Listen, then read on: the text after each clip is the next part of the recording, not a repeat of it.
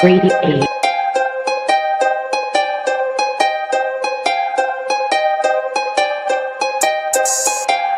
Hey, run that thing up.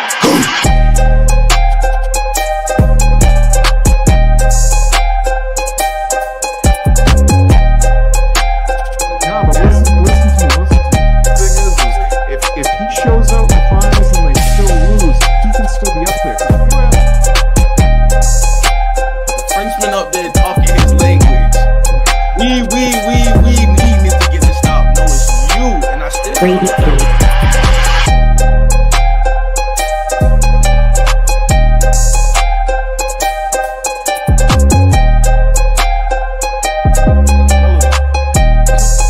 in the East? Philly zero? Yeah, can you get him to stick around? Can you beat me to a couple?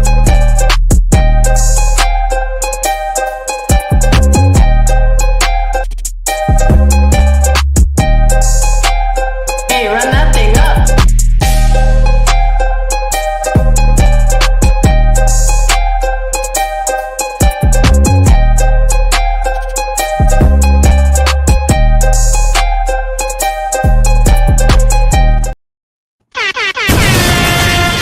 Grade A.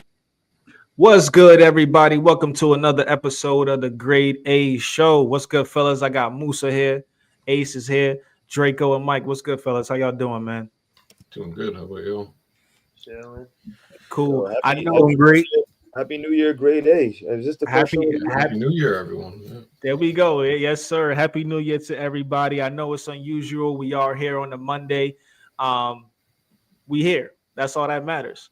Welcome to another episode, man. We appreciate y'all for being here. Continue to like the channel and subscribe to the channel. We are 9 subscribers away from 200. We appreciate all the subscribers that has been just here supporting us, loving us, sharing the content, commenting. Just continue to tune in to the Grade A Show. The Pick Six with college football and NFL football. We're getting into the playoffs, so make sure y'all keep in tune to that, man. But we talking basketball today, fellas. I want to give a big shout out to Derrick Rose.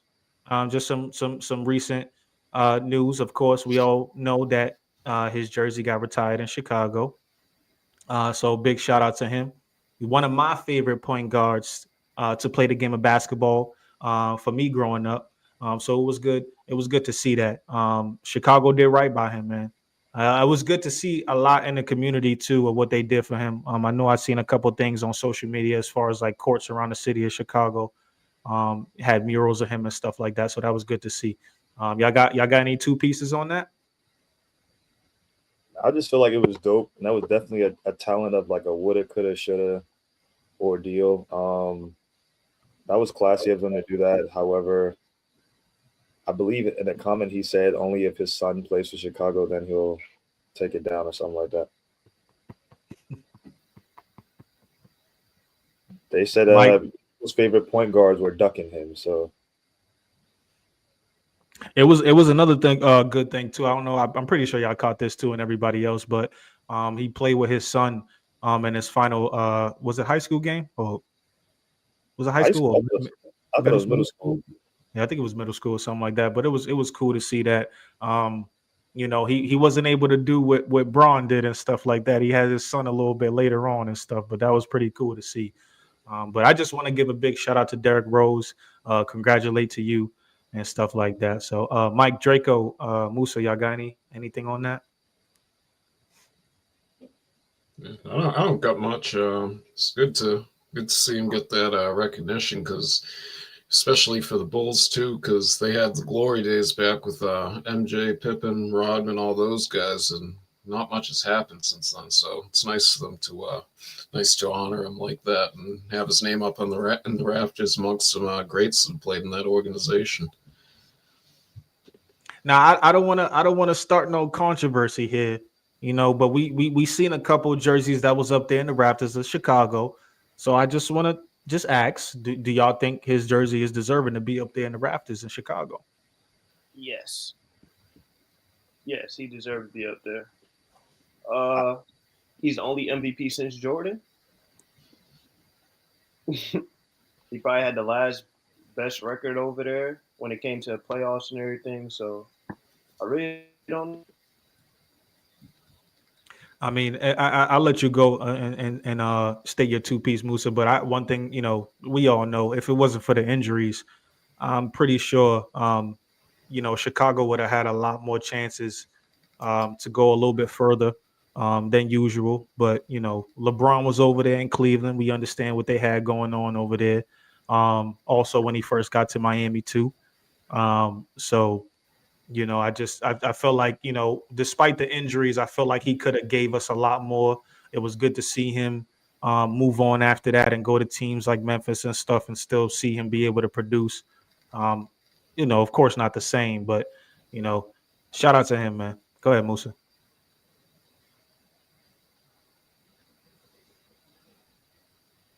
Oh, you're Think you're muted. on mute. Yeah, I can hear him. Favorite memory? I would like to point out one thing that no one mentioned. He's from Chicago. That's kind of the biggest thing that also helping him being that Jersey is retired now. Grew up in Chicago kid. Grew up watching probably the back end of Jordan, depending on the year he was born. I don't know off the top of my head. But being a Chicago kid, being able to get drafted by Chicago, #1 pick, rookie of the year, and taking them to the conference final, something they haven't done since Jordan, and being the youngest MVP. It's no surprise to me that they will honor him in such manner. To play devil's advocate, he did play 15 years. We know he had the injuries. Yeah. But outside the MVP year, probably the year after, there really wasn't nothing else there as far as statistic-wise. But I believe his jersey should have been retired. But just to play devil's advocate, someone can argue like he only had 2 good years realistically. But I'm not on that side of the argument today. I'm on the same side as y'all boys. D Rose deserved to get that jersey retired. Another big moment for me was that Gordon Dragic dunk, of course, in Phoenix. But actually, my favorite will probably be the Christmas game against the Lakers, the teardrop to win the game. That was probably one of my favorite moments against Kobe. So, Yeah, shout out to Derrick Rose, man. It was good to see him get up there and stuff like that. But we want to get on to the hot topics today. Just wanted to shout him out. So NBA trade scenarios, fellas. I know everybody's heard of Jimmy Butler wanting out of Miami. We've been talking about it personally in the chat a little bit. So matter of fact, before we get into that, is there any games recently that y'all tuned in that y'all want to bring up? We know the Celtics lost, Ace. So you want to chime in on that a little bit? Whoa, hold up! You act like I just lived for the downfall of the Celtics. I mean, I listen. I knew it was going to come up eventually. I'm not even gonna hold you. I just felt like they shot too many threes to get to the cup. But my Lakers lost yesterday. They was 4th in the West. Now they fell to 5th. There's little games like that you need to win to keep going. Kawhi Leonard finally came back, made an appearance in the league. Didn't expect too much from him. I believe he had 12. That's going to take some time to get that rhythm going. So it's not really. he's on a minute restriction tonight too. That makes sense. I believe they're playing Minnesota, so that'll be a good game. Wembanyama and Joker gave us 2 back-to-back high-level performances, and I'm here for it. I just felt like, well, happy birthday, Wemby's finally 21 years of age or something like that, I want to say. And he's already a top 6, 7 player in the league, arguably. Oh, whoa. Arguably. We're going to get to that. There is no debate. All I'm saying is it's ironic he's 7'4", 7'5". He has more threes made than dunks. This is the modern basketball, ladies and gentlemen. Those are some games that I took it away.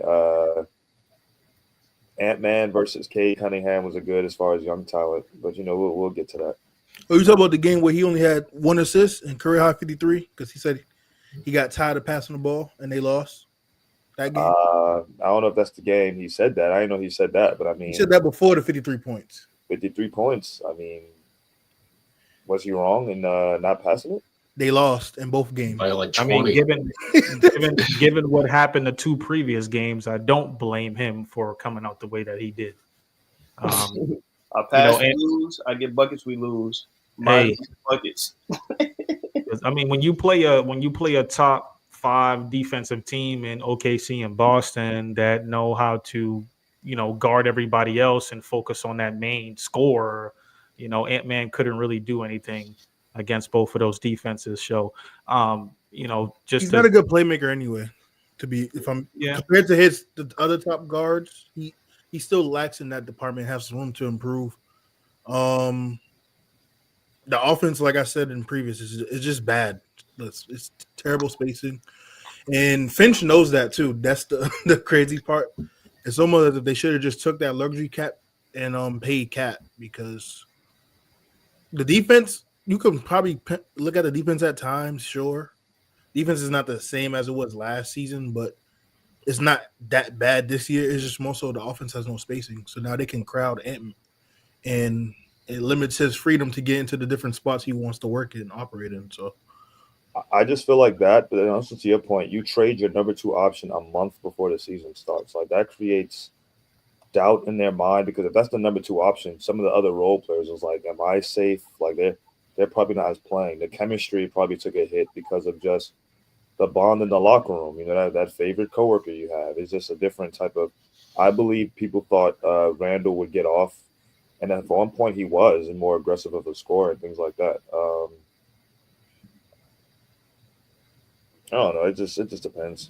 Well, I wonder, was we gonna get this version of Cat in a Timberwolves jersey if we'd have played this season? That's the whole question. That is a question. Probably not on the rebounding. Like Cat's, this is probably his best season rebounding wise. He's leading the league in rebounds. I don't think you would get that because he's down there with Rudy.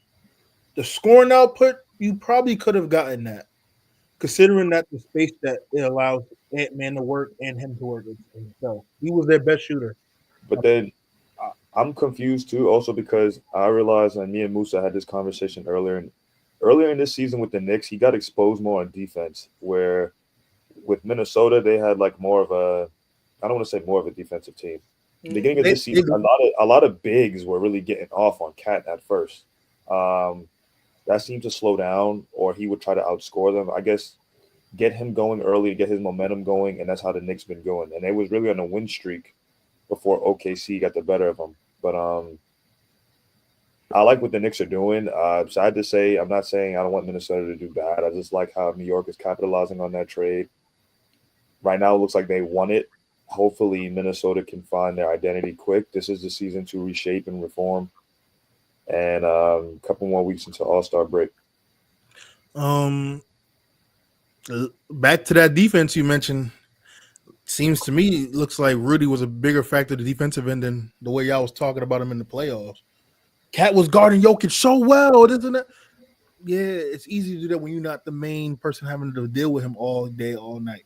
Now that you that lone back drive rim protector, you look like what you did before you got Rudy. So, wait, I'm sorry. Are you saying that Rudy was better, or I'm confused? Rudy helped and enhanced the defense with Cat, is what I'm saying.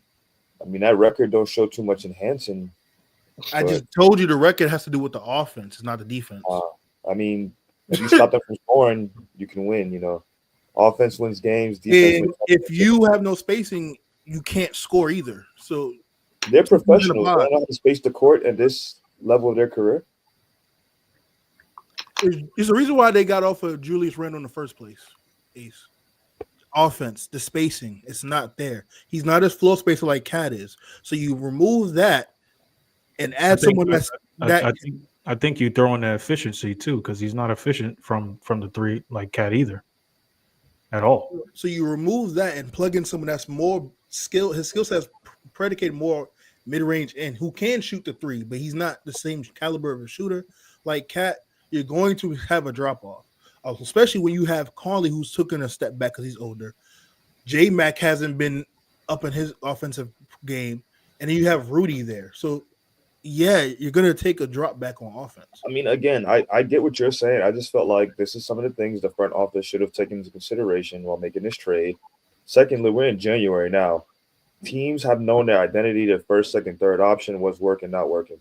If we see it, they have people and analysts, they pay more money than I get paid to know that we need spacing and things like that. So if they don't want to do what they need to do to win, I'm not going to lose sleep over it, honestly. Yes, they're lacking spacing. However, on their professional level, they should know, hey, all right, let's go to this instead of that. If they're not doing it, they're not doing it. So who are they gonna go to on the Mr. roster? You Because said what? who would Minnesota go to on that roster? Because you're not gonna as far as when it comes to trying to trade Randall, then that'll be wasting. That'll be a waste. So you're not gonna trade him. You're gonna have to be stuck with him. So then, who on the Minnesota Timberwolves roster are you gonna plug in to create spacing? Other than Nas Reed, Hold on, everybody. Hold on, fellas. We got a new addition to the panel today. My guy, Lachey. What's going on, fellas? How y'all Welcome doing? to the show. what's going on? Thank you for having me, man. Welcome to the show, brother. Musa, I don't mean to cut you off. I'll let you keep going. We gonna get into this top 10 of his like we do per usual. But let's get back to this Minnesota topic. No, I was just saying I don't disagree with what Ace is saying. The problem is who was the solution? Because you don't have no one else on the bench that you could go to outside of Reed, and that's only going to work for so long. So how many pieces do you handle? Catch. I couldn't hear Dre. Dre had one out. How many pieces do you think you can get from Randall? A Randall Michael Conley trade. How many good pieces? The question is who's going to want to take him. No one's going to want to take Conley, especially how he's been playing this year. You just got Randall because of the contract situation. His contract fits better on your cap, especially being a small market in Minnesota. I mean, that's the real question. One thing I do want to bring up is that, I mean, you guys could correct me if I'm wrong, but I think everybody here is a fan of Julius Randle, and we all thought that he was going to work out over there in Minnesota. Okay? I thought that this was going to be a little bit better, but I think it's coming to a point where whatever Julius Randle is giving is what he is, and that's just, it's not going to take no further step than that. Okay? It's good to see him still healthy, and I think that's one thing that we was hoping from him the most, converting into this Minnesota role. But I think the efficiency is one of the biggest problems. I think the lack of movement, as far as what I noticed without the basketball, is one of the big problems. And on the defensive end as well, he doesn't bring a presence, just like Musa stated, as far as what Cat brought, being down there with Rudy and stuff like that. So I thought Musa said Cat didn't bring a defensive presence. Nah, he said when he's the back line, when he's the 5, he don't do it defensively. But if There's an echo, by the way, but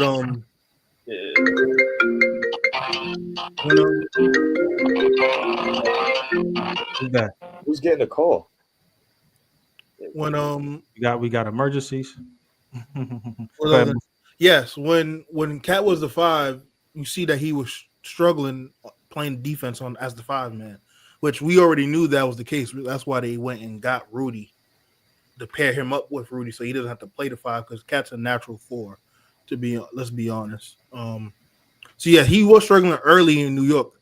It has been better, and I expected the team overall would be better defensively because of what Thibodeau is known for as a defensive-minded coach, and Cat being able to kind of supplement. But he does have his moments where he's going to struggle offensively and defensively. But overall, speaking on defense, yeah, he's not the natural 5, and he probably won't be moving forward. So just so we catch Lou up to speed real quick, are we saying who won the trade, or the argument is that how we expect Randall to do better? Neither. We were just talking about the teams overall. Yeah, Timberwolves and Ant. I just brought up the fact that to give Rudy some credit, because I remember when we was in the playoffs, every day it was Rudy this. Cat was playing phenomenal defense. So was Nas Reed on Jokic, yada yada yada. Hey, now Cat is back to where he was before Rudy, and he looks the same defensively. When you think about playoff moments and Luka's game winner, you're going to remember that it was on the defensive player of the year. You're not going to worry about where Karl Anthony Towns was. The center, but that's the problem. That's the Why problem. was the center guarding him? You're going to think about what I'm saying. When we think about playoff moments, you're not going to worry about, what was Cat's stat? You're going to be like, defensive player of the year, Luka Doncic, and he got scored on. Thank you. For someone that plays basketball, you're like you don't know how this works. You know, you could went over this plenty of times. You could go back to the clip. Get your words together. J Mac was upset because he knew he wasn't supposed to switch on that play. He left Rudy on the island against Luka. And by the way, Luka does that to anybody in the league and everybody because he done it before Rudy. That was playoff moment. On your guy Kawhi and Paul George, he would do it to anybody else. That's what Luka does. That's not my guy. Hey, all I'm saying is, just like you play ball, you're not gonna have your big get switched out on an island against someone like Luka. They are professionals, though. When we think about playoff moments, hey, stop with this. Luka's a professional. All right, so why would he make that switch if it wasn't supposed to be like that? So teams don't make mistakes. They do. That was a dumb mistake. But that was a defensive player. That's your guy. That's who you got for playing defense. Come on, host. Let's move on because he's starting this talking in circles, jump. Come on. I'm not talking in circles. I'm just saying you talking about. I don't even know what you're talking about. I'm just asking the question. Yeah, get your words together. You know what? J Mac. When J Mac didn't do the switch, all I'm saying is your defensive. What are we talking about, Ace? We're not going to remember that Cat was back there. We're going to remember that the defensive player gave up a game-winning shot. Since we on recaps, Ace, DeRozan still that second best player on Sacramento? He's still the second option? Yeah. Are we going to? You quiet. He might be. I mean, Ace had no words. Ace had no words. I never see Ace be quiet. If you let me talk, what about the other night when he took over in scoring when De'Aaron Fox stopped scoring? Okay, he took over. Good job. Who's running the offense from this takeover? The coach. Like I said, and we had the initial argument. Who does the offense run? As you can see, ladies and gentlemen of America, Musa holds grudges. How long ago was that conversation? No, I just keep receipts, my guy. That was a few episodes ago. What are you talking about? We gonna move on, fellas. We got a new addition to the panel today, so I want to get to the top 10. Everybody watching, y'all know per usual, every time we get somebody new on the panel, we got to ask them this question off rip. Off the top of the head. Lachey, we know that you ain't got your list ready and prepared, but we want to know currently, right now, what's your top 10 in the NBA? Top 10. Do we want them in order, or we just going spitting out 10? Is it top 10 currently pace, or are we doing all time? Yeah, top 10 right now in order. Currently. Order. Number 1, I'm gonna go Shea. 2, I'll probably go Jokic.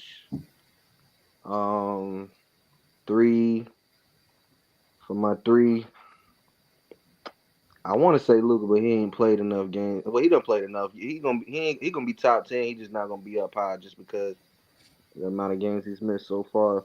I'm gonna go Jalen Green. 4, Steph. 5, I like Wemby. 6, LeBron. 7, let's see, I got 3 more. We're gonna go Tatum. 8, let's see. Did you mean to say Jalen Green? Yeah, based off his play right now. Hey, this is Jalen, if you sleep on Jalen Green, something's crazy about you. I ain't saying he's like. I'm saying this is how I look at it. Jalen Green is at a spot where Shea was 2 years ago when they had OKC, when they had CP3 with OKC. He's at that spot where it's about to transition to he can really be the first and only option, like Shea is. He's not the best player on his team. Given who he got on his team and given what he's been doing, I don't see why he can't be what Shea is for Houston. Now, I'm saying he's gonna be the best Rocket to ever play. Hell no. But at the same time, if you seen this man's game transcended, second half player is better than the first half. I'm gonna go with Jalen Green. Now, like I said, I ain't want to put him out in order because that kind of is like up in the air. Still trying to figure out the right order, but I think I got like 2 more. I'm gonna throw. Let's see. Given everybody's playing right now, who else am I missing? I'm missing somebody key that's not registered. I'm gonna throw Brunson in there just based off of his play and his leadership. Ant-Man is in there as well, and I think that's my last slot, right? Real quick, we got a comment. Logical Raptor fanatic, green glazing. somebody got a burner? Shout out to Logical Raptor. Man. Shout out to you, man. Yeah, that for me, Lachey. I've been watching a little bit of Houston basketball this year. I'm not mad with your take with Jalen Green. I do see the potential there, but I'm not gonna go forward and throw him in the top 10 just yet. In my opinion, I do agree. Musa, he's not the best on that team. Sengun, I'm rocking with right now on Houston over there. I do want to give a shout out to Musa right now because he did say during the offseason that Houston was going to be top 5, and right now they looking like they're going to be there. So don't worry, Lou. I'm with you with the Rocket love, but for sure. You lost me with the top 10. Sengun and Green is kind of like your De'Aaron Fox and Sabonis combo, low key. If I'm really gonna be honest, and I was Sengun and Green earlier, but how this season's been progressing, Thompson and Sengun is who I'm rocking with. Give me a man Thompson. Is Giannis not a top 10 in your list? Or? In his top 10. Yeah. In my top 10, Giannis is still on the outside because you got to think right now. What he's sitting at 4th or 5th in the East. That's fine. That's you can't be in my top 10 sitting at 4th and 5th in the East and you Giannis Antetokounmpo. Not in my top 10. It's your list. It's your list. Based off who he is right now, they shouldn't be that far down. I'm not mad. The man is leading the league in scoring. What are we doing here? I feel that. You can lead the league in scoring and still get Ace, the hell with this? This is your list shit. This shit is blasphemy, bro. This is his list. Jalen Green is not better than Giannis. Come on, stop with this shit now. I mean, hold up. There's politically correct. There's people who put Richard over Garland, but we got another comment, fellas, from Logical. Shea has been ice cold since his second season in OKC with CP3. OKC was trying to lose for years. I just don't see how someone that's averaging 32, 12, and 6 on 60% from the field is not a top 10 player. But if I'm Ace, hey, look, he cracked 11. He just ain't 10. But 1 and 2 is accurate. Just swap it. Jokic would be 1. Shea would be 2. Now Shea's been playing like the best in the last stretch of games, but as an overall season up to this point, I will give Jokic the nod. But the top 3 for me would be Jokic, Shea, Giannis, and probably 4 would be Tatum, maybe. I want to hear. I'm looking at Wemby. I want to hear this Wemby take because you said earlier he was in the top 10. So I want to hear your take on that. Yeah, he moved someone up and dropped somebody for his top 10, and he announced it. So I didn't drop anyone. I just gave you 10. What I'm saying is Wemby wasn't in your top 10 before. For you to put him in the top 10, somebody had to fall down in your stock. True. I don't even know who fell out, to be honest. But I was always high on him. I said he was a top 15 player last year. I remember you had that whole debate with him. No. Yeah. What I'm saying is 15, and that's your list and your opinion. But what I'm saying is that for you to put Wemby in your top 10, somebody who you once held high had to have fallen to at least 11 due to your. And there's nothing wrong. That's your opinion, your take. I just wanted to know who did you. No, that's what I'm saying. I understand what you're saying. The thing is, I don't have the 11th person because I don't even remember who at my top 10 was prior to me putting Wemby in it.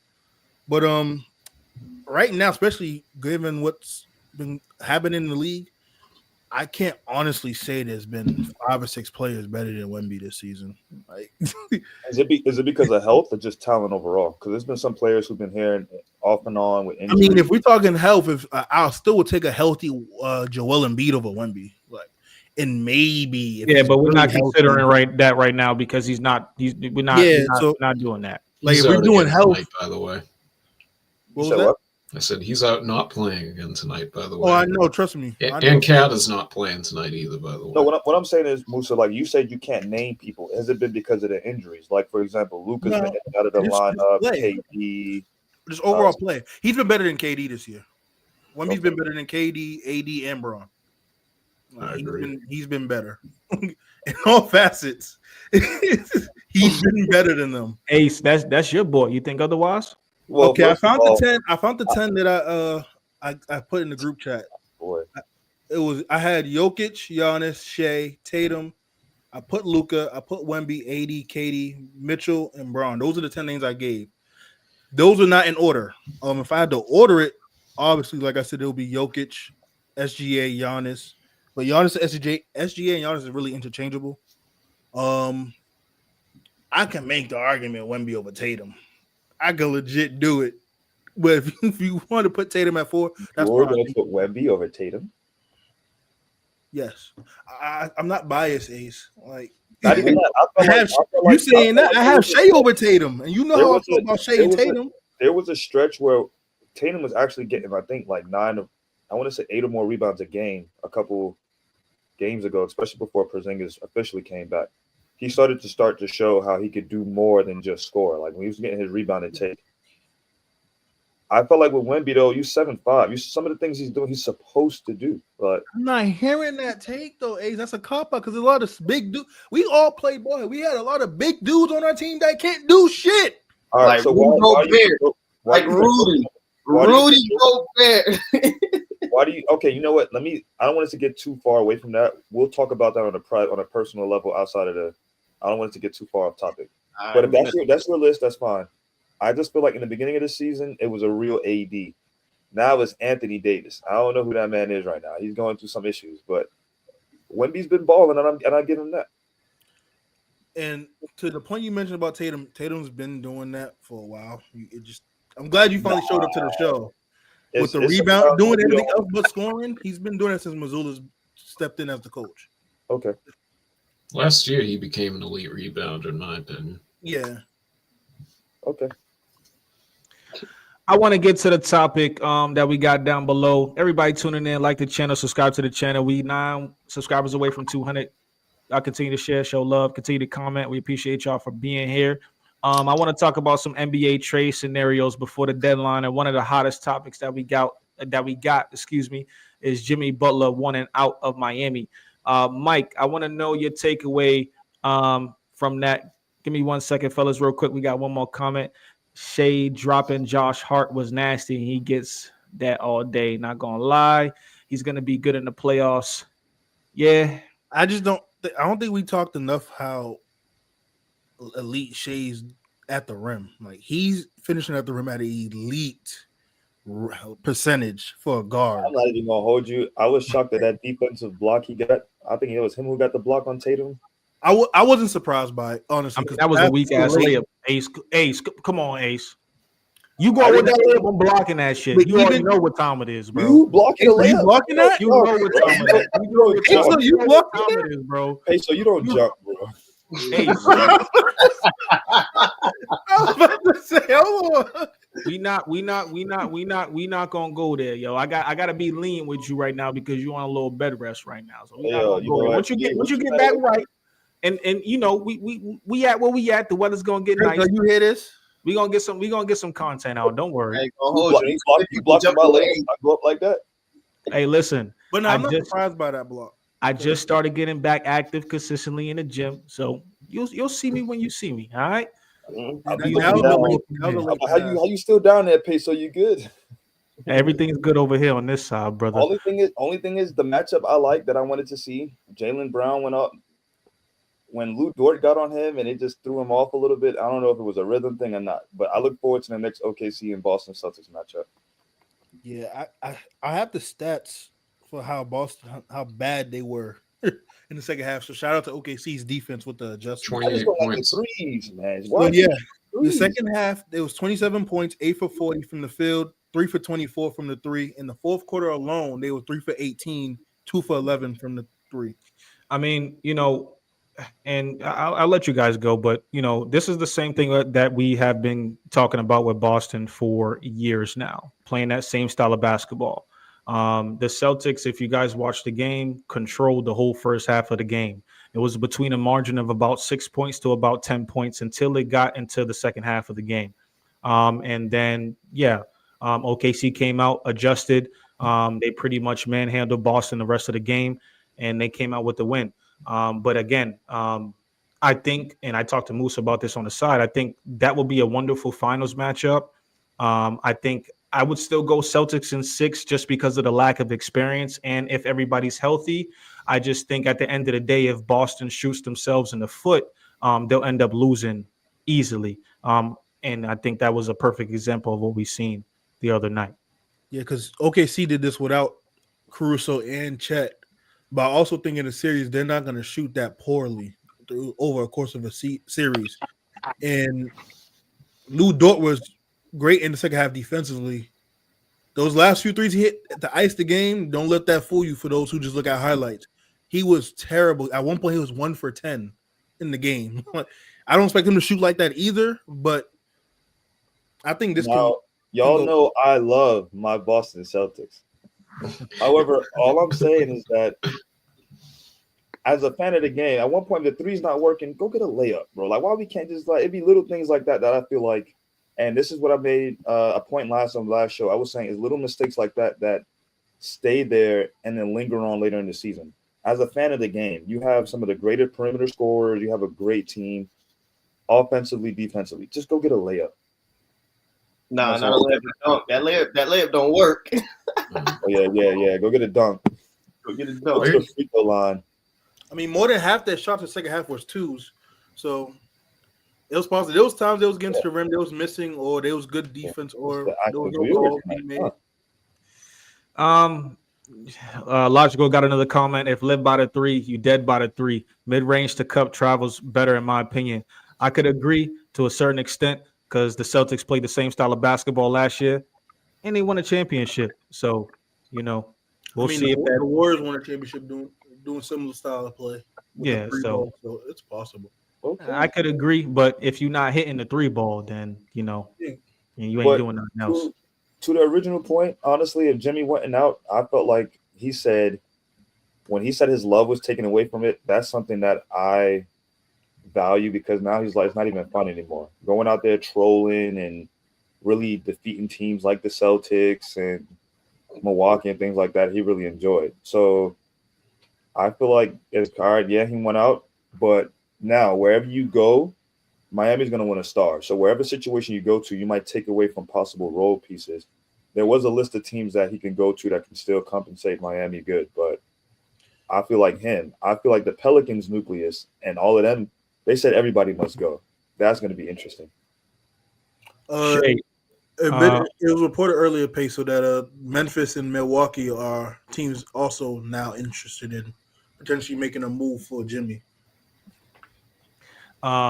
Damn, that'll be huge. That'll be huge. Mike, I want to hear your 2 cents on the Jimmy Butler comments about him wanting to get out of Miami and some different scenarios you think that could happen. Yeah, I think we've seen this brewing since summer, or like right after the finals. Him and Pat Riley started to not go back and forth, but they were sending mixed messages in the media. So it's no surprise, really. Seeing they suspended him for 7 games, I don't think we'll probably see him play another game with the Heat, even if they don't trade him within that 7-game window. But place that I'd like to see him go personally is the Hawks. I think he'd fit pretty well there, especially after they've lost DeJounte Murray in the offseason, which he hasn't. It's probably better for them if they can get Butler, because Butler's been playing much better than Murray has this year, and plus Murray's been injured on top of that. So that's one place I'd like to see him. Going back to Milwaukee, I don't think would make much of a difference personally. We've seen what they are over the past few years, and Memphis would probably be a good fit for him too. But Memphis is a lot of guys getting injured all the time. So yeah, if say he wants to go to a contender, will they be a contender come April or May with the health concerns? That's to be determined. Real quick, because just got reported about almost an hour ago. Not only the Memphis are potential suitors for Jimmy, the trade will most likely involve Luke Kennard, Brandon Clark, and Marcus Smart. Marcus Smart still play? Send them. Marcus Smart don't play. Injured all the time. That is a potential trade. It will be Marcus Smart, Brandon Clark, and Luke Kennard all in some way, shape, or form. They do that right now. Shay, I want to know your 2 cents just on Jimmy Butler and his comments and some different scenarios that you think that could happen. Shay here? No. We got a comment also. There you go. All right. Jimmy Butler, I ain't gonna lie. I think everything kind of went downhill when they weren't able to get Damian Lillard. As think that was his like real attempt to say, hey, let's make a shot. I still want to be involved in what the Miami culture is based off of, and I feel like we can get this done with Dame. When that kind of got shut down and then there was no movement, I say this about teams all the time. If you don't make any off-season moves, what do you expect is going to happen during the season, let alone playoffs?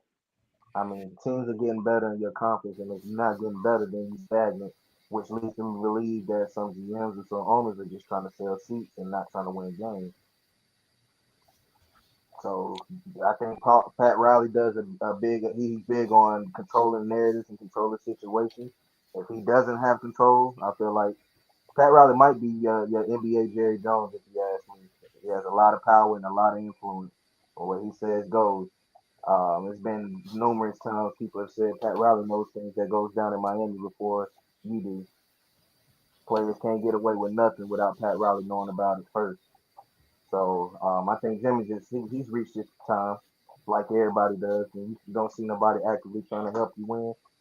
You lose the love in the past. He's going out there for a check, and he got money. He don't need the money at this point. Yeah, but actually, that's actually one of the reasons why. This all came about what, like Mike said, with the comments Pat made in regards to Jimmy, and then not giving him a contract extension.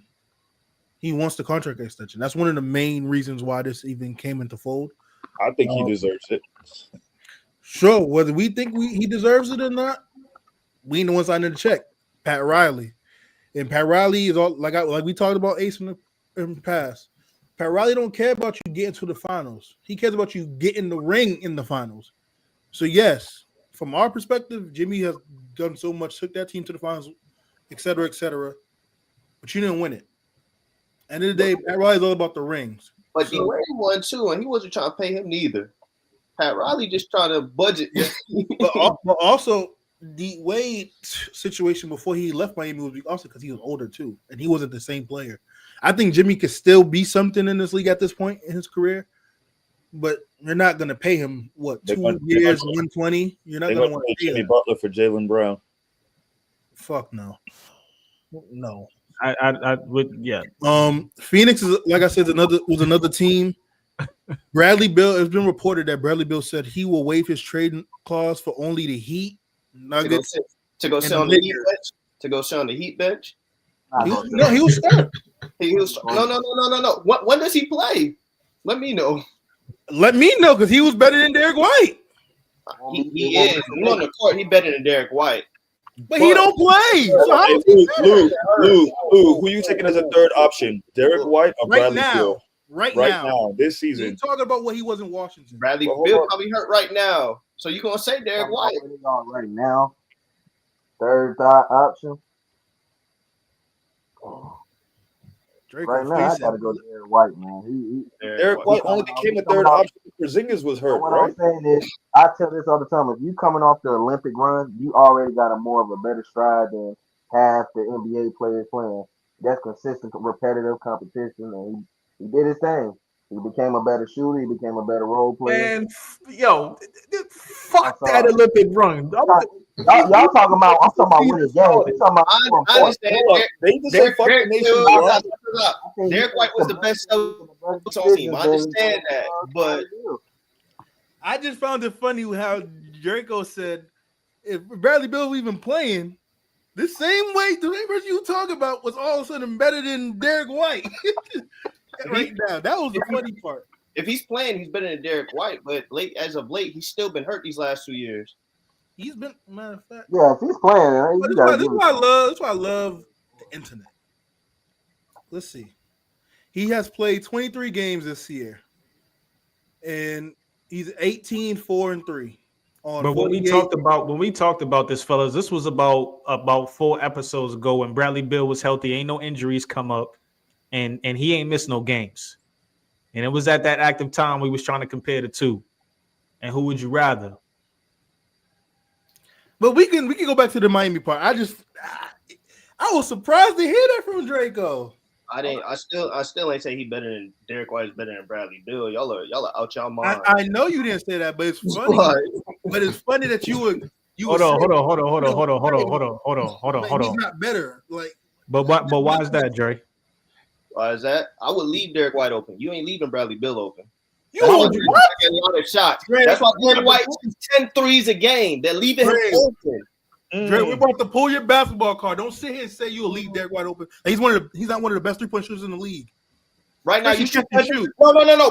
Peso. We had the 10 threes a game argument one time, right? How many could you hit? 10 open threes. How many could you hit out of 10? We talk NBA range. NBA range. 10 open threes. How many could you hit in an NBA game? He gets 10 open threes a game. He gets 10 open threes a game, Dre? Yes. How many threes does he shoots 10 threes a game? Shot more than that yesterday, and he missed most So of them. all those threes is open.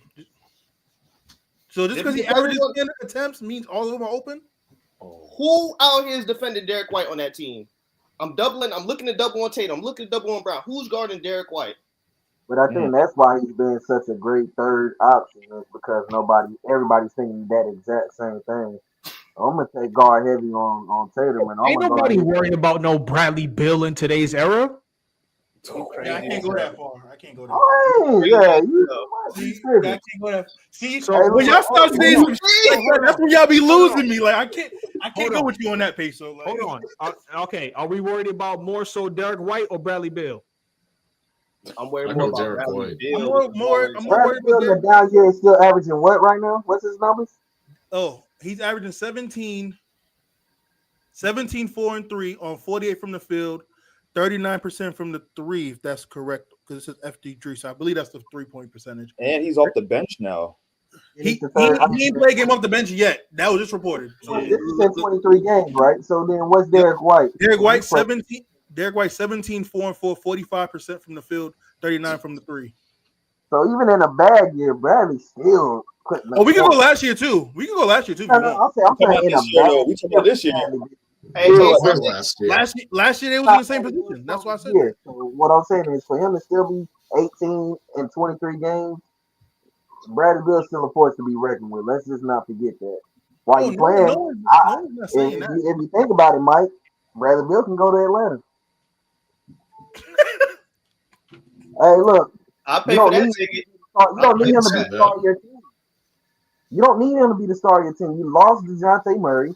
You need another star power guard or decent star guard to fill that void and make some shots. That might be Bradley Beal.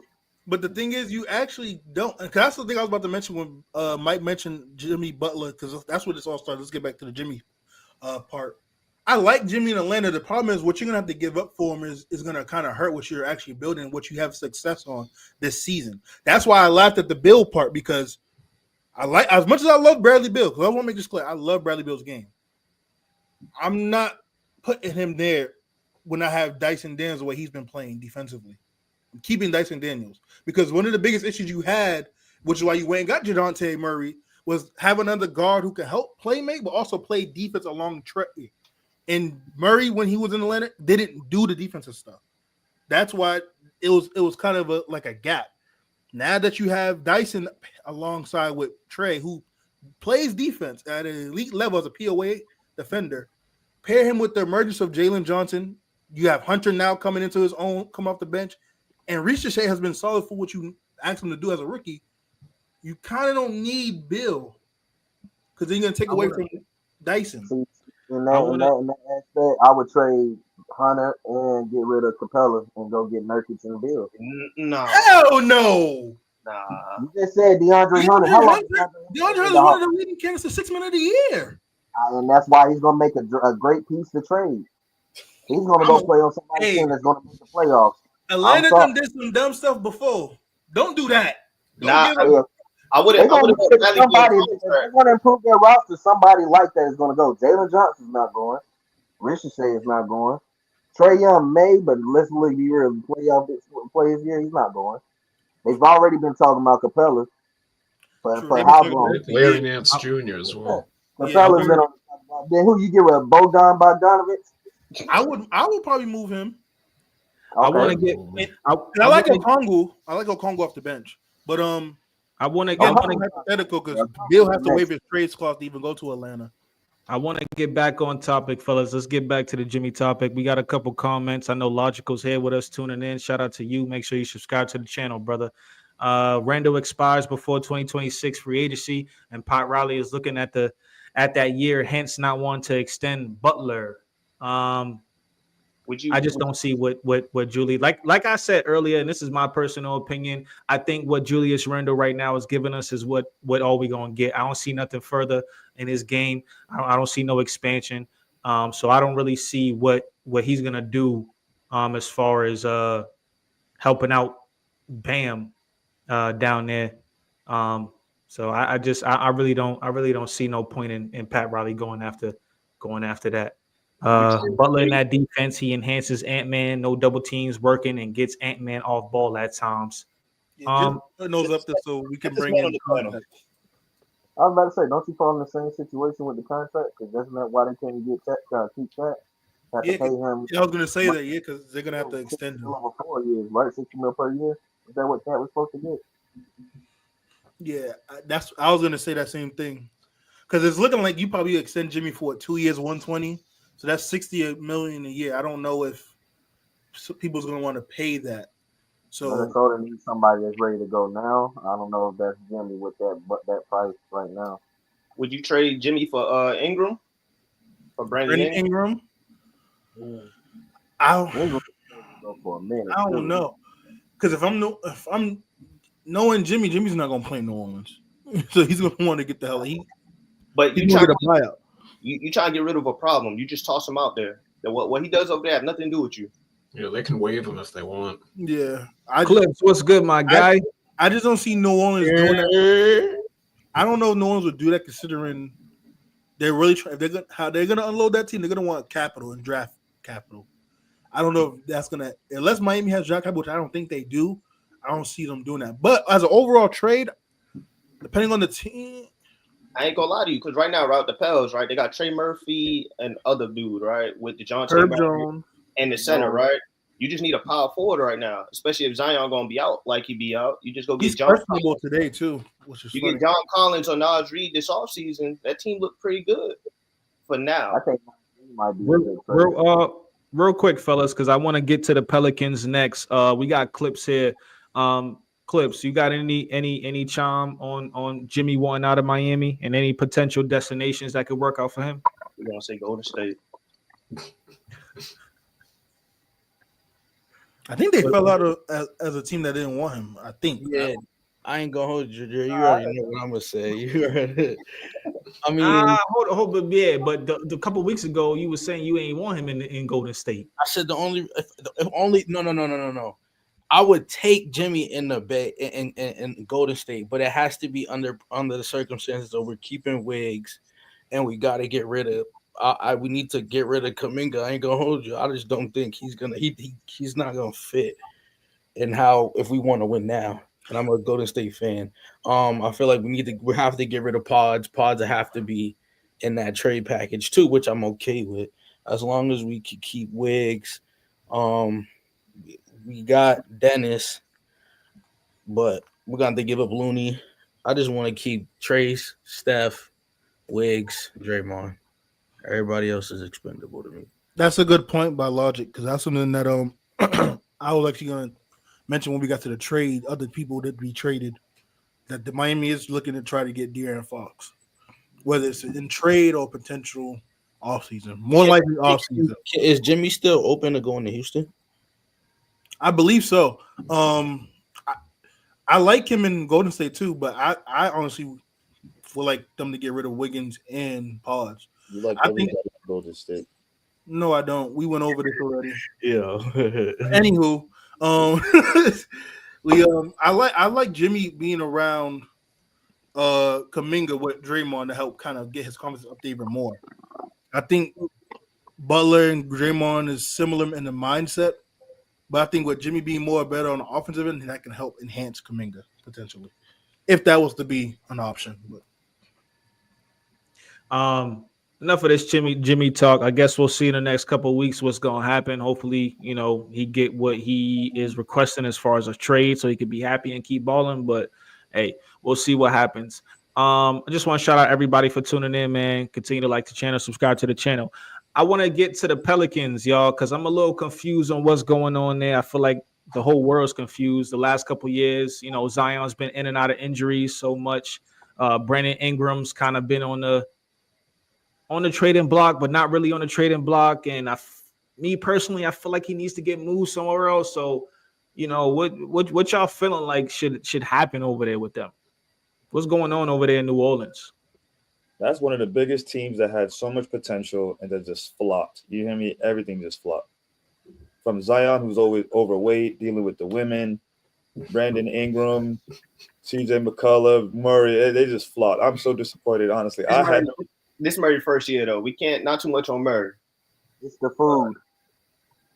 Is New Orleans food really like that? I need to go get a plate. No. We're not finna. No. I feel you on the food, my boy, but he a grown ass man with some bad eating habits. We gonna call it what it is, bro. He is a grown young man with bad eating. He ain't a bust. He just don't be on the court much. He just don't. Yeah, he not a bust because when he play, he show up.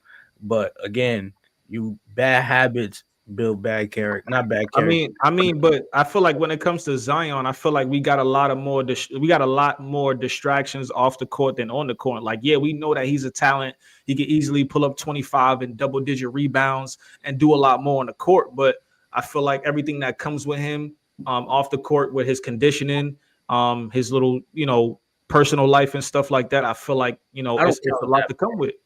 I don't care about the personal life. I just see more of his fat ass just not putting the fork down. Yeah, it's gonna take probably a new city, new location. Send him to Miami. He'll run. I'm not gonna lie. I don't even want to say a new city. He need discipline, bro. It's just that simple, bro. I'm not blaming this on the NBA. He was that weight in high school. No, he was actually small in high school. Fit in high school. Once he got to the league, New Orleans. Once he got to New Orleans, he was pushing 300, and he got that gumbo. He was fit in high school in that fry.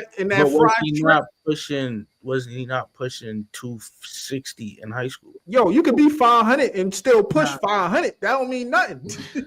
When you running up and down on that court, it's going to show. Zion was a lot smaller in high school.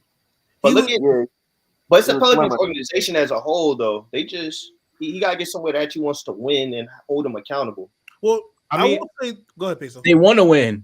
Real quick, can't put the fork down. Real quick, because I think Logic brought up a good question, and I do want to ask. That question. Get him Charles Oakley as a life coach. Okay, Logic no ball. But I feel like ain't gonna mess with that.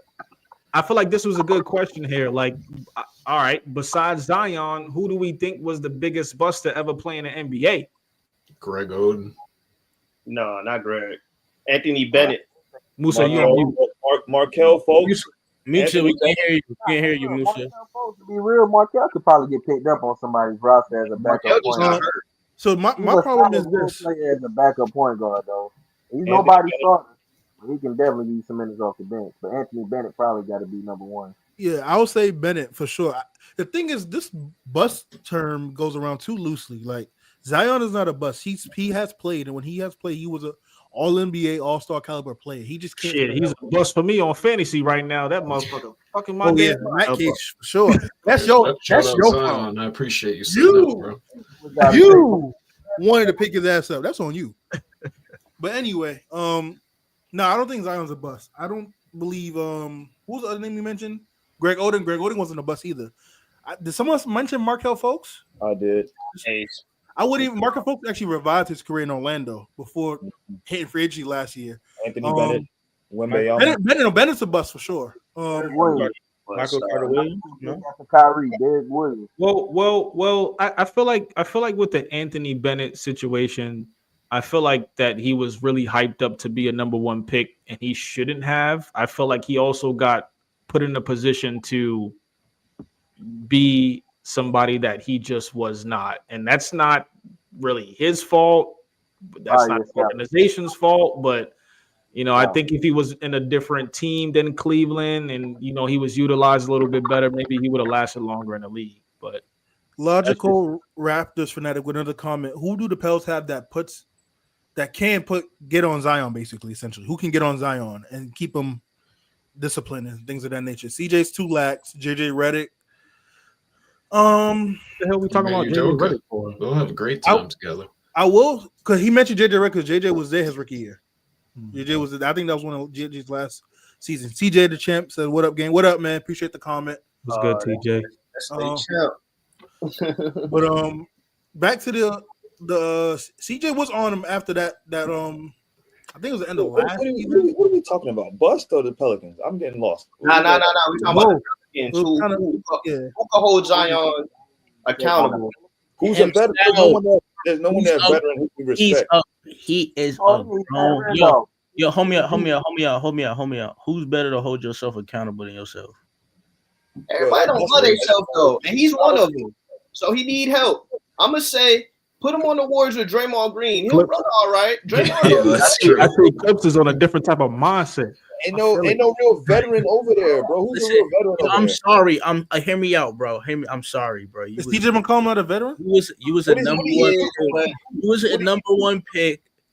You have all this potential. Like when you get I get it. When you get to the league, you feel like you made it, so you don't feel like you have nothing else to prove, bro. But it's different when you're like, everybody know your talent, and your only problem is you're overweight and you can't play. Like it's not like he's dealing with bad knees and like degenerative knees like Brendan Roy or somewhere. It's like you can't help it. This is a weight problem. Like, well, I will say this. Weight problems, though. I will say that CJ did hold him accountable. All his injuries can't be weight problems. Yeah, some things is just accidental, unfortunate things. Like last season, for example, CJ. To back to Logic's comment, CJ did hold him accountable. And it showed in the offseason because remember, Zion looked really good. He was in shape last offseason leading to last season. And it showed. He played 70 games. He was averaging 23. And they probably would have beaten the Lakers in that playing game if he doesn't hurt the hamstring. So what about Pat Bev? Could Pat Bev help?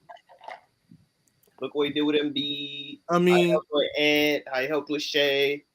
Pat Bev is slit the guru. I get what you're saying. I mean, I can see. It's like, I'm not saying no.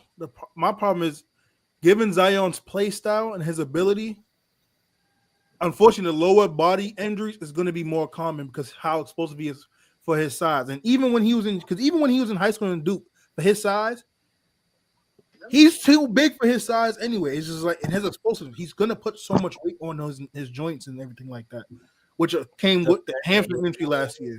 Last year's draft. Nah, Bennett. No, you can't say that. You can't. I don't agree with you saying Bennett that Bennett's year was like last year's draft. What year was he drafted again? Bennett had Oladipo and all of them in there. That was a good draft. That was that the 2014? 2015, 2014. I'm gonna look it up just because I want to make sure we on track so we don't mess That up. was 2013, the Cleveland Cavaliers. Who else was in that draft though? Anthony Bennett, Victor Oladipo, Otto Porter Jr., Giannis, Alex Zen, Nerlens Noel, Ben McLemore, Caldwell Pope, Corey Bird, CJ McCollum, Dennis Schroeder. Yeah, so to his point, there really wasn't no real number one option. You could probably say Oladipo should have been number one. But outside of that, no one knew who Giannis was, except for those who actually did their homework. Shabazz Muhammad, Kelly Olynyk, Giannis. That's the bust, Shabazz Muhammad. But, he was old though. But again, I kind of forgot about him. But what is the bust? Because it does have to be a lottery pick, or is if it's someone outside of the top 10, I'm not about to hear the bust stuff. Like I wasn't expecting it to be something. He was the number one player in the nation for his class, one and done in UCLA. I think he went. I think he was a lottery pick, if I'm not mistaken. I don't know. He went 14. 14th, okay. Mm-hmm. Went through his contract. Who else did he play for after Minnesota? I don't even recall. I'll tell you right now because I was on the draft. So he played Milwaukee for that 2017-18 season. He was traded to Milwaukee. Other than that, is he a bust though? Because I mean, a lot of these players don't get. I always say this, so like everyone on the show knows, when it comes to like the draft, whether it's NBA or NFL, whatever, I'm always big on the team you go to, regardless of the talent. And I'm saying regardless of the talent. Some players like a Wemby, LeBron, MJ, no matter where they went, they probably would have been who they are. Generational talent. Yeah, like the generation, excluding the generational talent. you depending on where you go can really make or break or hinder your success. Like for example, I don't want us to get too far away from this Pelicans talk, but you're absolutely right. for example, Malik Monk. Malik Monk probably would have been way bigger than what he is now if he didn't get drafted where he went drafted in that draft. And then he went to the Malik Lakers. Monk was almost out the league. People forget that he was almost out the league. I Man, get what you're saying to think that Zion to the Raptors point. I get what you're saying if you think Zion's a buzz, but I can't if he's given if we're calling 21 and 8 a buzz. If we call Zion a bust, we got to put Benson on the block. one thing I want to bring up, Anthony Edwards stated recently. Yo, my bad, my bad, Peso. No, go ahead, Clip. For his career, is averaging 24, 6, and 4. Yep, but how many games has he played? 190? Yeah. So, okay, do 82 times the 4 years. Look how many games he missed. That's a small sample size, to be fair. It's almost 50%. But hey, if it's almost, that means 50% is giving me 24. No, that means like you've been saying, he need to put the fork down, right? Yeah, but I'm not. Yeah, he got to put the fork down, but I still can't call him a bust. When I watched Anthony Bennett playing, he was just horrible. Zion or Ben Simmons, bro. Take your pick. See, Ben Simmons' situation. Nah, he a bust too. If Zion a bust, he a bust. Ben Simmons' situation is once his back went out. His is mental too. Yeah, his was mental. Is it really a back injury? No. Yes, the dude had back surgery twice. I get it, but no, you don't, because you just asked the question. I get it, but you just said it's a mental thing. People I said understand he had surgery. People said there's been times where he's been available to play and he hasn't played. Don't you leave this chat. Come back here. Where you go? Where you going? I don't like that. He always leave at the opportune time, huh? Real quick, fellas. Man, shut your ass up. real quick, fellas. Real quick. So I know. Hold on, we got one more comment. Mental. It's all with mental with Ben. I agree. Shout out to you, TJ. Shout out to that's you. what I was about to say. Yes, it is mental, but once he finally got over or starting to get over that mental hurdle, the back gave out. That's what I was trying to say. The back still What up. about now, though? We can't. I ain't disagreeing with what y'all saying though. I'm definitely not. You put that comment back up, Peso? Would the Celtics organization rather have Zion or Ben Simmons right now? Neither, bro. Zion. Neither. Real quick, I want to get to Anthony Edwards made a statement recently in regards to SGA's play this year. And I'm pretty sure we all acknowledge the fact that he's playing top tier, probably leading MVP candidate right now. And he made a statement stating that SGA can't be guarded. I know last year we was talking about Anthony Edwards being the face of the league or potentially the future face of the league. So what I want to know, who are the faces of the league? Because clearly there's not one.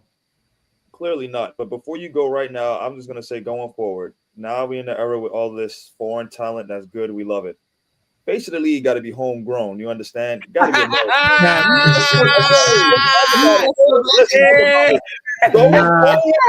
Face of the league is going to have to be an American, bro. That's what LeBron is doing. Hold up. Wait. Let me finish. You shaking your head. Let me finish.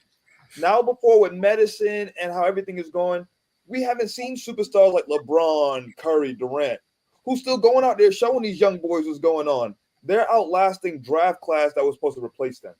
Ben Simmons and Zion was supposed to replace LeBron and everything. He's still going. All I want to say is, face of the league got to be an American. All that Valley-Vous Francais and all that Luka Doncic. But let's keep it so expensive. Want to share? I'm sorry to hurt your feelings, man, but it's not. It's most likely probably going to be Wemby. If his team starts to win. The higher ups are not letting Wemby be the face of our league. That's all I'm sure saying. about that? Because he was just on Christmas for a reason. But you gotta switch that up because they just trying to have like regular okay, bro, but Wemby's not okay. You say it like he's not okay. I wanna pass the torch, fellas. We gonna get around. Mike, what's your sense on the faces of the league right now?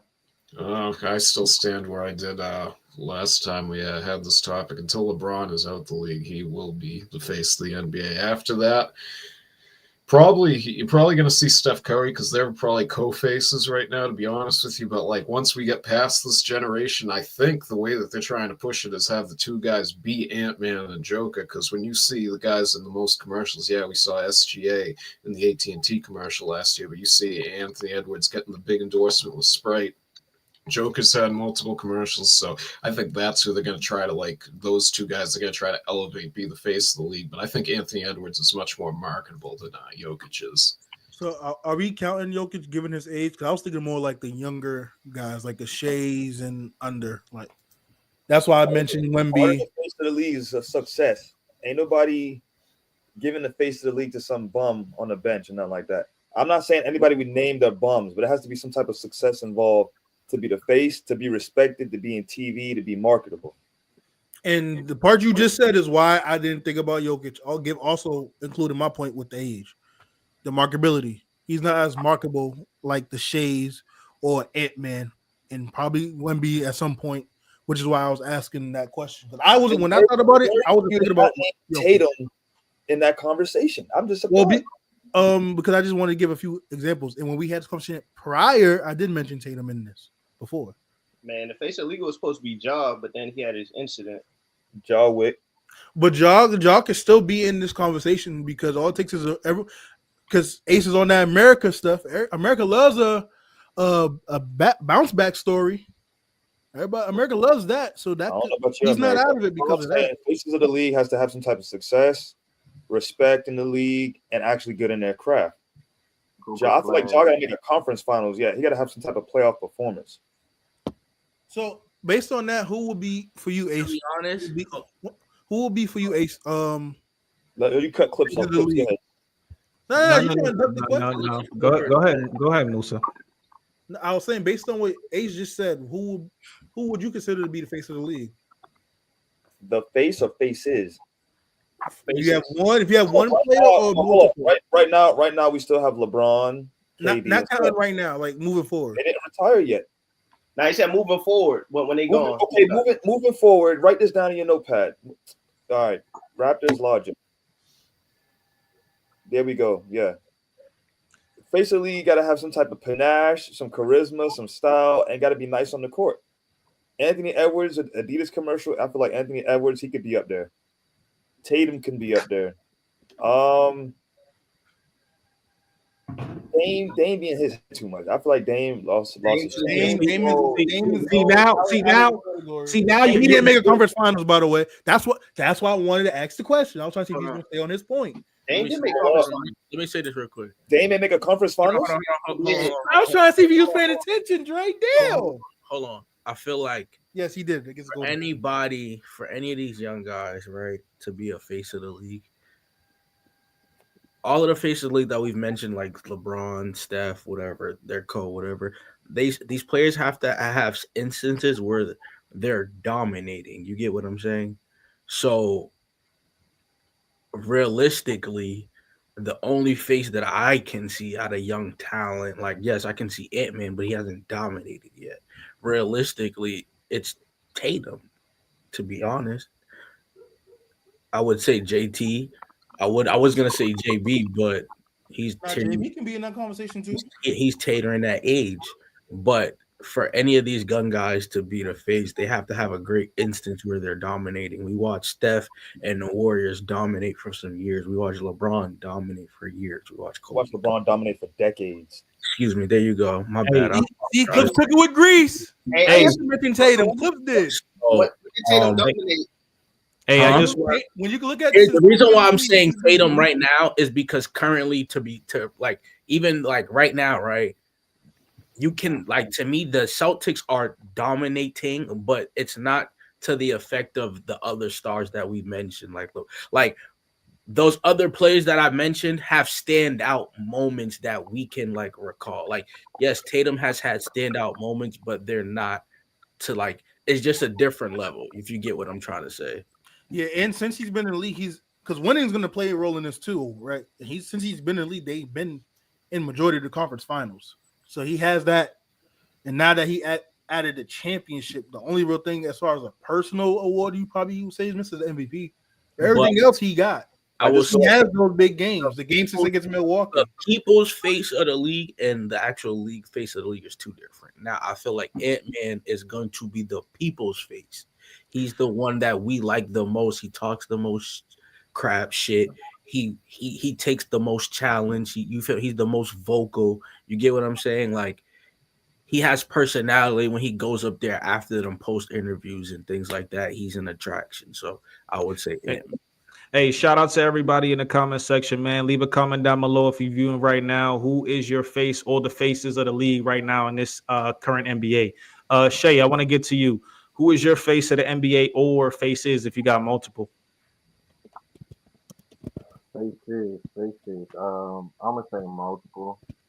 I'm with it there with Ace. I think it should be American, even though it may be biased, but that's just how I feel. If we're gonna say the face of the league, there is an international face of the league as well, but and then there is an overall. But I would like for it to be American, even if it's not. But faces, I would want, like you said, I think Tatum's in the mix, man.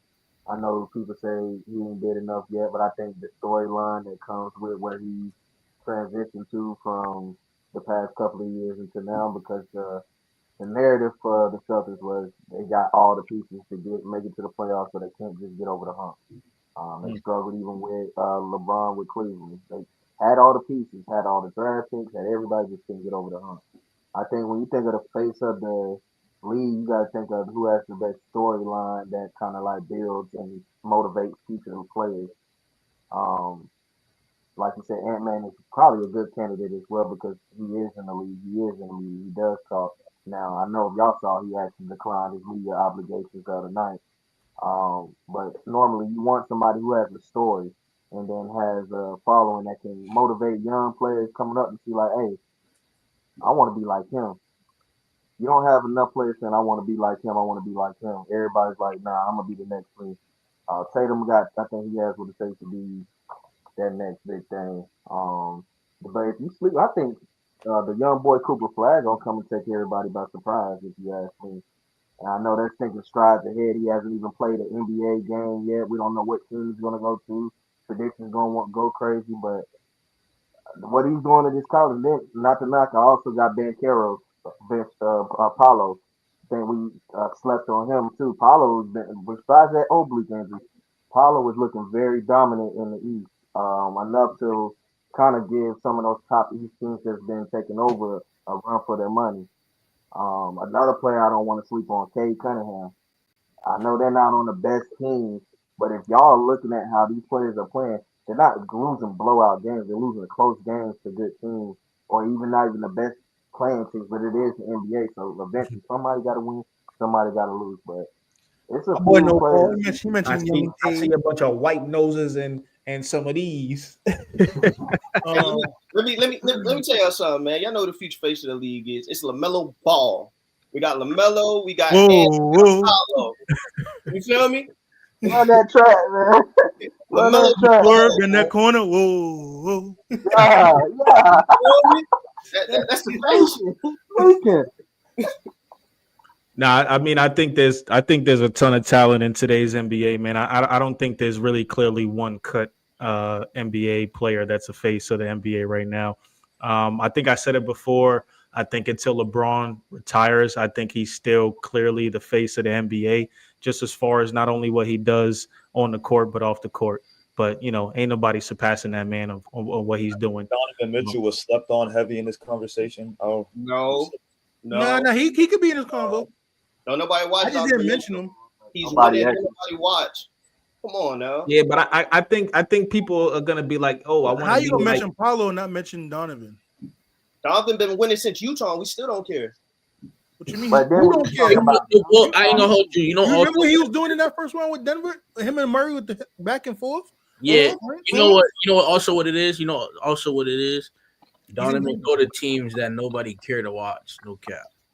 I think that's what Draco's point was too. He's Look, that's Denver's fault. Nobody told them to trade Tyler Lydon for his ass. You had the future superstar. I think it's this. Does Mitchell have a shoe? That's Yeah. like, what's his? He's on his like fourth or fifth shoe. I never seen him. He I got a never shoe. seen him.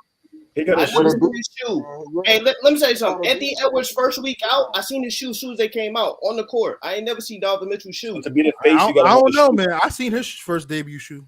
To be the face, you gotta have a shoe. You seen him outside. You seen people wear them. That's what I'm saying. Oh, I haven't seen no one wearing them. I haven't seen no one wear any LaMelo of got the yet either. LaMelo got I a seen shoe. that shoe on people's feet. That's what I'm saying. It's a marketing thing with a lot of people too. That's the thing about the We got another comment from Logic. No Brunson Love is interesting, and that brings me back to my point. I think he could be talked about too. I think there's many faces of the league. I just don't think that there's one clear cut player. We got a lot of talent in today's NBA. To Ace's comment about the whole it needs to be an American player, I kind of agree, but then at the same time, we can't take away from the players like SGA from Canada. We can't take away from Jokic, and we can't take away from Wemby and what they're doing in today's talent. All three of those players are young talent. Ownership. They can visit. They can't have ownership. So look, when you think about point guards, right? Would you say So you taking it to the political stance? I'm just like come on now. I'm not fully American. However, this is the NBA association. It's partly American. If you think about all the faces from Kobe, LeBron, Michael Jordan, Magic, Larry, it's always been dominantly American faces.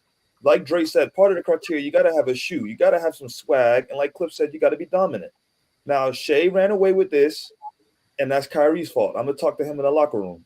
When it comes to Jokic, we ain't have no American big that lasts the knee pains and everything in a minute. Like, it's just been fucking...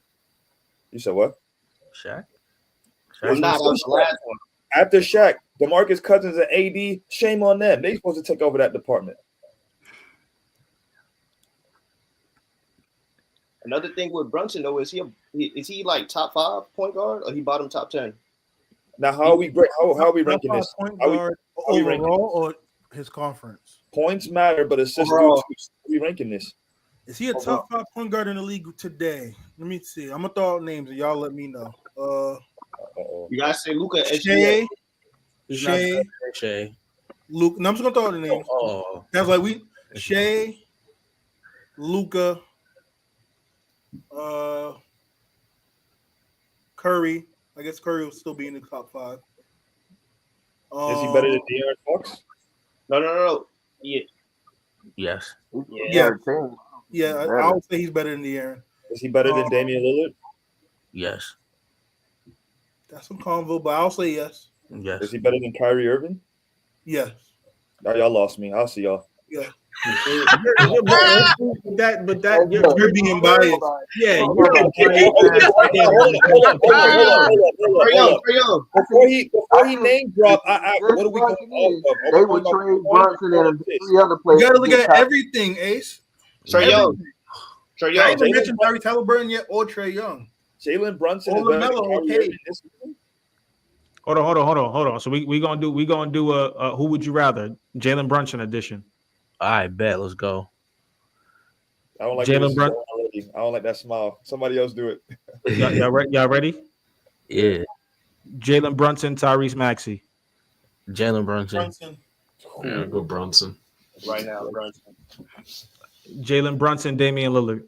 Season, right? I'll go Brunson. This season. Jalen Brunson, Damian Lillard. Brunson. Oh, this is closer than I think, but I'm gonna go Brunson. Jalen Brunson, Trey Young. Trey I'll go Brunson. I'm gonna go Brunson. Jalen Brunson, Tyrese Halliburton. Wait, I got Brunson. While Clips is thinking, Zach Edey, another comment from Logical, Zach Edey said after 2019 he could believe in winning at the highest level, even though he's from Canada. Maybe a Canadian can get the comments to speak up more in the future. Fair point. What does that got to do with it? That was what that was an old comment. No, he just put that comment. I ain't gonna hold you. Trey Young and Brunson is debatable as fuck. It is. Hey, what Draco say? You got the Chrysler 300. I'm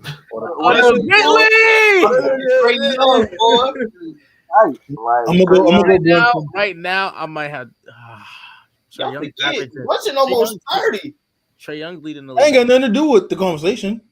Trey Young leading the league in assists, I think, too. Go ahead, Shay. I might go Trey Young.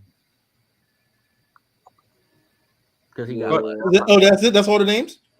I got more. Go ahead, Shay. You had a comment? Yeah, I was saying that that head-to-head series between the Knicks and Atlanta has really turned up since that playoff, and that's why I said it's tough picking between Brunson and Young. We know what Trey Young's brought, but we also know what Brunson's had too, and the moves that they front office made to get who they acquired makes Jalen Brunson better than what he already was, I guess you could say. Knowing that you got that much better as a team, like you bring in Mikal Bridges, you go get Ananobi, you go get Cat. Life is easy now. You was already dropping 20. I thought Jalen Brunson last year was doing too much, but he kind of had to. I mean, you the best player on your team. You gotta put the team on your back and do what's necessary, regardless of if it's about I'm shooting all the shots or I'm taking 40 shots. I'm the best player on this team, hands down. I'm the scorer, and I'm also making sure y'all get open because when they double down on me, all y'all got to do is spot up and hit the shot. That plain and simple. But now he got players on his team where he don't have to do all that he did last year. I don't need Jalen Brunson to give me 30. I need him to give me about 25 and about 12 assists, given what he has. So when I think of that, I'm gonna just say Trey because Trey got a lot more to work with. He don't have a lot to work with as much as Brunson in that aspect. But I like both players though. Real quick. I got a couple more for y'all. All right, y'all ready? Jalen Brunson, RJ Barrett this year. Wait, I thought this was going to be point guards only. Who? I'm taking Brunson. Is RJ Barrett? No, don't do that. Don't do that. RJ Barrett? Because Brunson came to town? RJ Barrett's been cooking this year. Don't do that. He hasn't I'm played. gonna go Jalen. You've been watching the Raptors play? He did play point. I also have. He hasn't been playing point guard this year. I have RJ on my fantasy. RJ's been cooking. Has he not been controlling the ball, bringing up the ball up the court this year? He has because Quickly just came back. He has been doing a lot of that too. Austin Reeves plays shooting guard for the Lakers. Has he been playing point, Ace? He's point guard now because D'Angelo. Oh, okay. Position. That's like saying Joker is the point guard because he bring it up, initiate the offense. Yeah, y'all ready? Y'all ready? Jalen Brunson, SGA. SGA. Clear. Jalen Brunson or Jalen Green? Brunson. Yeah, I'll go Brunson. Jalen Brunson or James Harden? Jalen Brunson. Harden. You see what Harden doing with that Clippers team? Y'all crazy. Hey, finally got over his 10 assists after Kawhi finally came back. RJ is averaging 30 at home and been playing point guard a lot this year. I mean, clearly not enough people have been watching Raptors basketball, but RJ is 20th in scoring and everything like that. Like, what is he? There's only there's 50 players in the league. That's not bad considering how many people's in the league. Last one, fellas. Jalen Brunson or De'Aaron Fox? Brunson. Me personally, De'Aaron, man. De'Aaron is a dog too, man. Oof. I mean, let's just think. Sacramento hasn't been doing anything for literally 20 years, 2 decades. Since that whole Chris Webber squad, man, De'Aaron tried it. DeMarcus Cousins tried it. Tyreek Evans tried it. Man, folks have come in and come out. Kevin Martin tried it. Ben McLemore was not what we thought he was. Yeah, Ben. You know what I'm saying? So the Sacramento has never been in 10 wins yet. Hey, De'Aaron's still a dog, though, man. I think if people knew what he was going to be, he would have got drafted higher.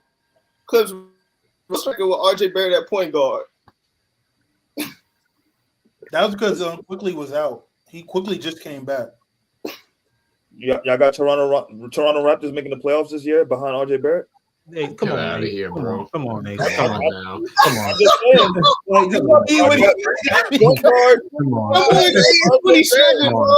Give me a contract. Draco, go bring that man a cup of milk or something, bro. This is your boy. This is your boy. You brought up RJ Barrett. I clearly you have been watching Raptors basketball this year. You haven't been watching Raptors basketball. They just giving away money. Sign me up. Give me a contract. I'll hand out some water. You ain't compared. We was comparing Jalen Brunson to like some good point guard, some winning team. RJ Barrett, come on now. Jalen Brunson. Okay, because he's not on come on now. Like RJ's been a bum. Like he's not a point guard. That's why I said he's been playing good. But he's been playing really good this season, bro.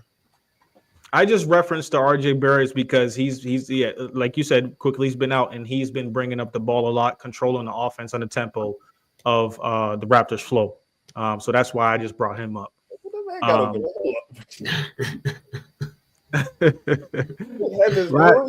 Let's get to it, fellas. Let's get to it. Last topic of the day, fellas. I just want to know. I want to talk about besides the Celtics in the Eastern Conference. Right now, it's looking like the Cavaliers are the record of 31-4. They are 5.5 games above of the Boston Celtics in the Eastern Conference. Besides Boston right now in the East, who's the competition? Indiana. Orlando went healthy. Indiana gave y'all 2 losses of what y'all had as far as Eastern teams. The numbers show it. I feel like Wait. Are you being serious right now? Indiana beat y'all twice this season. No, it's not. I'm not trying to joke. Well, first off, we've seen it to where whoever comes ready to play, so we've seen low-ranking teams beat high-ranking teams. This season, Indiana has beat y'all twice. Indiana, okay, hold on. You Ace, played 3 times already? Hold on. I know we played twice in the game that they beat us. Game before that, y'all we played beat them about up 3 like times. 30. Indiana gave y'all 2 losses this year. Look it up. Okay. I asked you a question. Hold on. Let's bring this back. Let's bring this back. Wait, hold on. Wait, I don't Let's remember bring this back. What was the question? Hold on. I asked. They played 3 times. I remember 2 of the games they played. One You said of who's them beating the Celtics? No. I didn't say that. Let's bring this back to full circle. It's supposed to be Cavs. Besides the Celtics, right now, because the Cavs are 5.5 games above the Celtics for the number 1 seed at 31-4. Besides the Celtics right now, who's their competition? In the East or in general? In the East. Now, do we feel like the Cavs are going to continue this on in the playoffs? That's not. Depends on the health. Logic with you holding comment. your head. What I'm saying is that means we believe the Cavs are going to continue this winning streak in the playoffs for them to even be like this. Yes. If they stay lost healthy, back I think they Atlanta. can. I feel like if that's the case, New York. I got New York. New York could beat them. Atlanta Yeah. Atlanta. Yeah, I agree on Atlanta. I mean, clearly Ace had Indiana beating the Celtics, so clearly you think they can. The Celtics. You see how you ready to jump on to just jump on the green. I thought you said Celtics. Besides the Celtics, who's going to come up? You thought you heard Celtics. You was ready for that, huh? I'm ready for whatever. First of all, we can talk about any team. Stay ready to go. I'm not even gonna lie. I'm a troll a little bit. I really feel like Detroit could beat Cleveland too. Exactly. In a 7-game series. On dogs. I don't know what y'all drinking or what y'all puffing on tonight.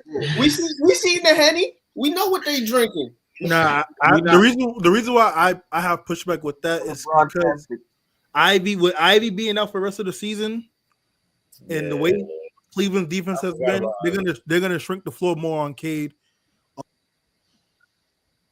and also Tobias Harris is on Detroit. So hold up. But I think that's what makes the league interesting because New York next could beat man up. Cleveland for sure. The fact that we say besides the Celtics, that means you feel like the Celtics is the only competition for the Cavs.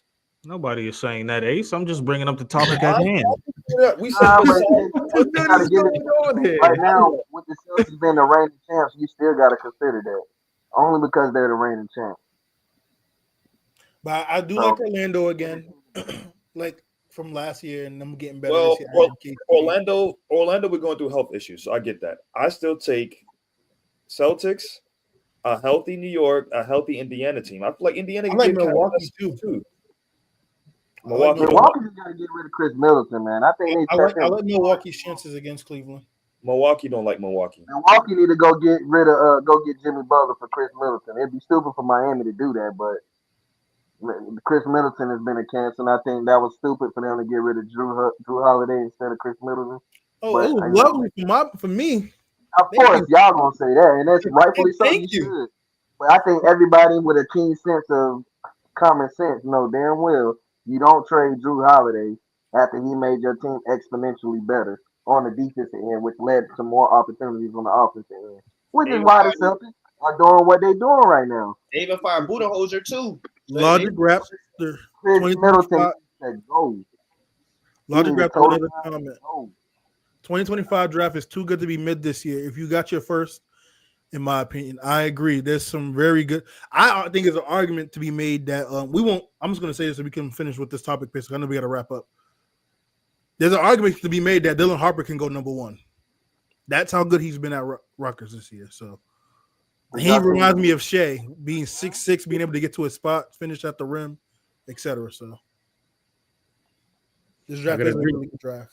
Anybody else got a take on any other teams in the East? Draco, Mike. Ones I got. New York Knicks for the finals. Yeah, I could see the Knicks, Cavs, Magic when healthy, and my dark horse always is the Hawks. I think if the Hawks get the right pieces, they could give a first round exit to the Celtics. But it's just going to depend if the Celtics are healthy, to be honest with you, and even if what the other teams are. Because if the other teams are healthy and the Celtics are healthy, they're going to have a much tougher road than last year. If healthy, Orlando goes to the finals, man. Shay, you got any picks? I think, like I said, I think Detroit is on the up and coming.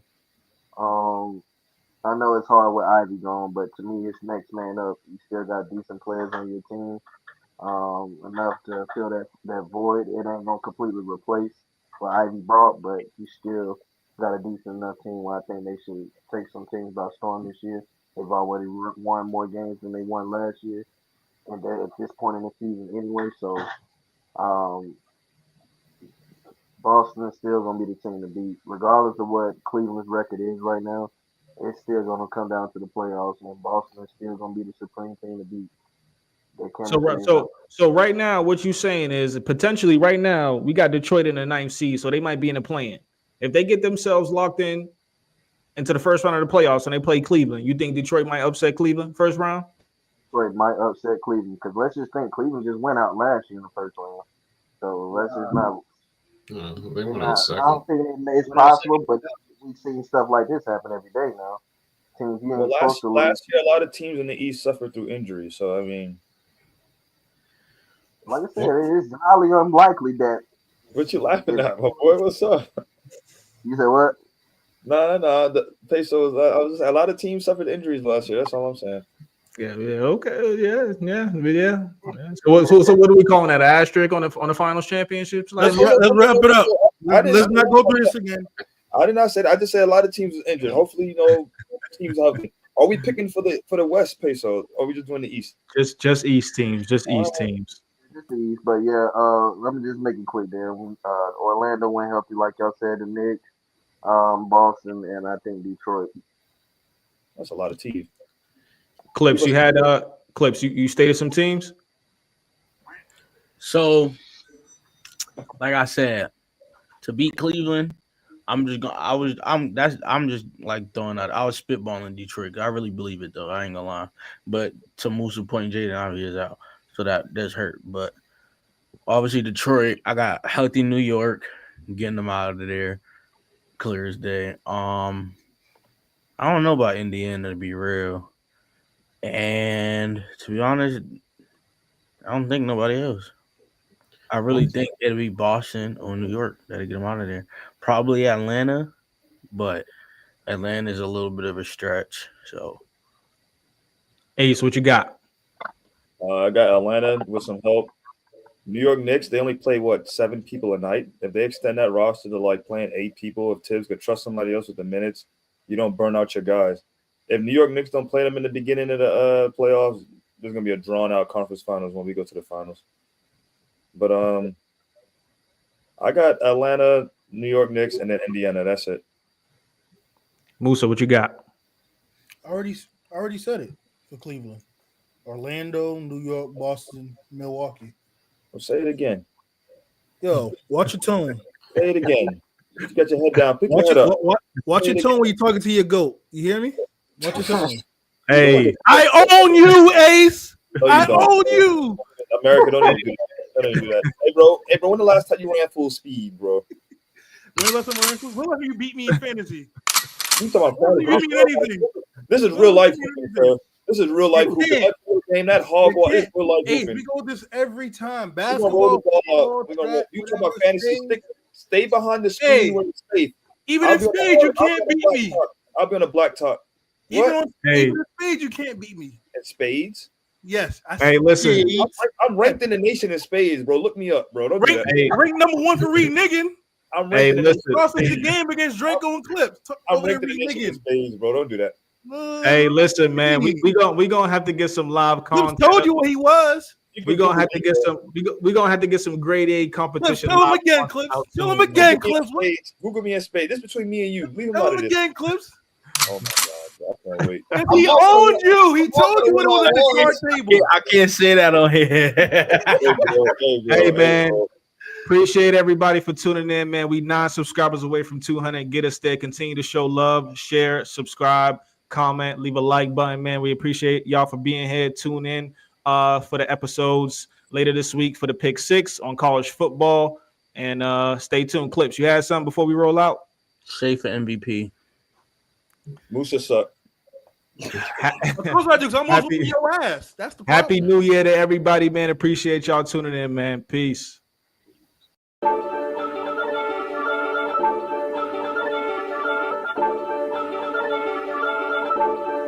Grade A.